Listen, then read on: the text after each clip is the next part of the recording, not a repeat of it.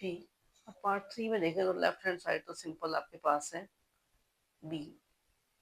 इसके बारे में तो कुछ कहने की जरूरत ही नहीं है, इसमें सेट बी शामिल, ये भी पोर्शन हो सकता है, ये भी हो साइड की तरफ। राइट हैंड साइड में आपके पास क्या है, ए इंटरसेक्शन बी पहले, उसके बाद union A complement intersection B.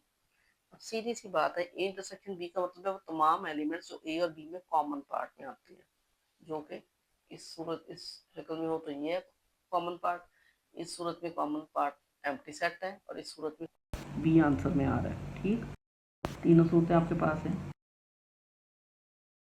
तमाम एलिमेंट जो ए में भी हैं और बी में भी हैं। ठीक, अब इस और अब चलते हैं नेक्स्ट पार्ट की तरफ। अब ए कॉम्प्लीमेंट का मतलब है वो तमाम एलिमेंट्स जो ए में मौजूद हैं लेकिन बी में मौजूद, सॉरी, यूनिवर्सल सेट में मौजूद है लेकिन ए में मौजूद नहीं है, तो वो तमाम एलिमेंट्स वो बी में हो सकते हैं। यानी जो एलिमेंट्स ए में मौजूद नहीं है यूनिवर्सल सेट का हिस्सा है, और बी भी यूनिवर्सल सेट का ही एक हिस्सा है, तो सेट बी में मौजूद हो सकते हैं। और जब बी के साथ इंटरसेक्शन करेंगे तो सिंपल यूनिवर्सल सेट के वो एलिमेंट्स आएंगे जो सेट बी में होंगे। ठीक, दोबारा से देखें, ए कॉम्प्लीमेंट का मतलब है कि ए को हम यहाँ से, मैं इस फिगर से आपको समझाती हूँ। ए कॉम्प्लीमेंट का मतलब है कि ए को आप निकाल दें। ठीक, अब जब आप ए को निकाल रहे हैं तो इसमें देखें, इसमें बी का पार्ट भी शामिल है।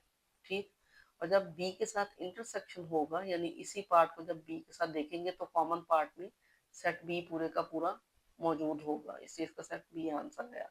अब जब ए इंटरसेक्शन बी कहते हैं तो इसका मतलब है वो तमाम एलिमेंट जो ए में भी हैं और बी में भी मौजूद हैं, यानी कॉमन पार्ट है उनका, और उसके अलावा बी के साथ भी यूनियन निकालना है, तो इसका मतलब है इसका जवाब आपके पास अगेन बी ही बनेगा। ठीक, क्योंकि बी में वो एलिमेंट सारे के सारे ऑलरेडी पहले ही इंटरसेक्शन वाले हैं, यानी बी के ही एलिमेंट है, और बी के एलिमेंट्स को जब बी के साथ यूनियन निकालेंगे तो रिजल्ट बी ही आएगा। यहाँ पर भी आपकी लेफ्ट हैंड साइड जो है वो राइट हैंड साइड के इक्वल साबित हो गई। अब चलते हैं लास्ट पार्ट की तरफ, जो कि फोर्थ पार्ट है जी। फोर्थ और लास्ट पार्ट,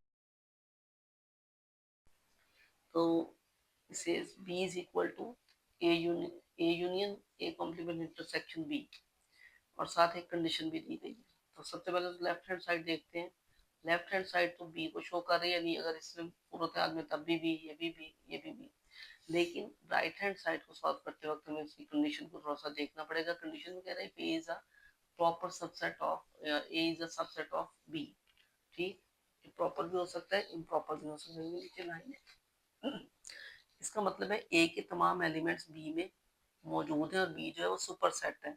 तो हम यूं भी कर सकते हैं कि यहाँ पे इसको मैं चेंज करके यहाँ पर हम लिख देते हैं ए, यानी ए सबसेट है बी का। ठीक, हम यानी इस फिगर के जरिए अब इसको सॉल्व करेंगे, क्योंकि यहाँ पर कंडीशन दे, तो इन दो फिगर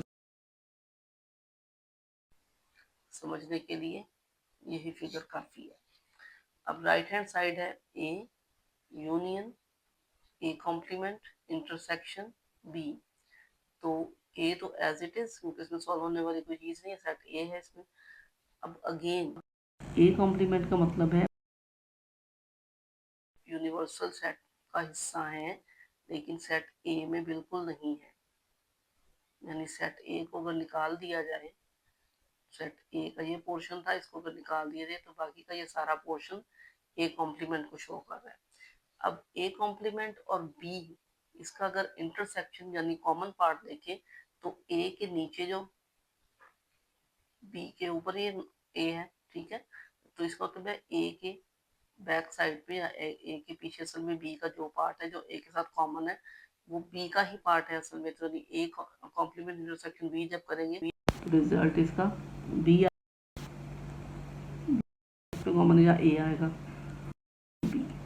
ठीक, अब आप जब ए और बी निकालेंगे तो ए का यूनियन क्या बनेगा,